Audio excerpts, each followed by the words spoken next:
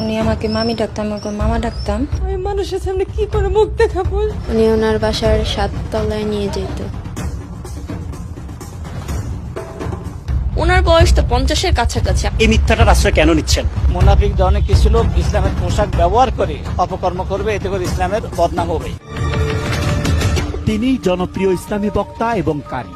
তিনি শিক্ষা দিতে নাতনি সম্পর্কের ফাঁদ পেতে মাদ্রাসায় ভর্তি করান অসহায় পরিবারের এক কিশোরীকে। ক্লাসের নাম করে ওই কিশোরীকে নিয়ে যেতেন বিশেষ কক্ষে। অভিযোগ আছে প্রায় 6 মাস যাবৎ 50 বছর বয়সী এই ইসলামী বক্তা ধর্ষণ করেন ফুটপাতে চাল বিক্রি করে সংসার চালানো এক অসহায় বাবার মেয়েকে। উনি ওনার ছেলে 2.5 বছরের ছেলে আছে ওমর, তার কথা বলে আমাকে নিয়ে গেছিল বাসায়। আমি তারপরে যাই দেখি কেউ নাই বাসায়। আমায় জোর জবরদস্তি করে আমাকে এরকম করে রাখছে। এই মাদ্রাসায় আপনাকে ভর্তি করিয়েছে কে? উনি ভর্তি করছে। আমরা জানতে পারলাম মাঝে মাঝে আপনি মাদ্রাসায় যেতেন না। কোথায় যেতেন আপনি? উনি ওনার বাসার 7 তলায় নিয়ে যেত। কিভাবে নিয়ে যেত?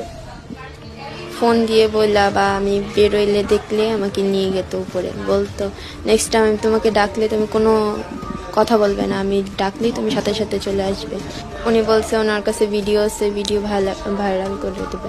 ভুক্তভোগীর পরিবার জানায় সবশেষ গত 3 জুন ওই কিশোরীকে অপহরণ করেন কারি লুৎফুর রহমান। 22 ঘন্টা পর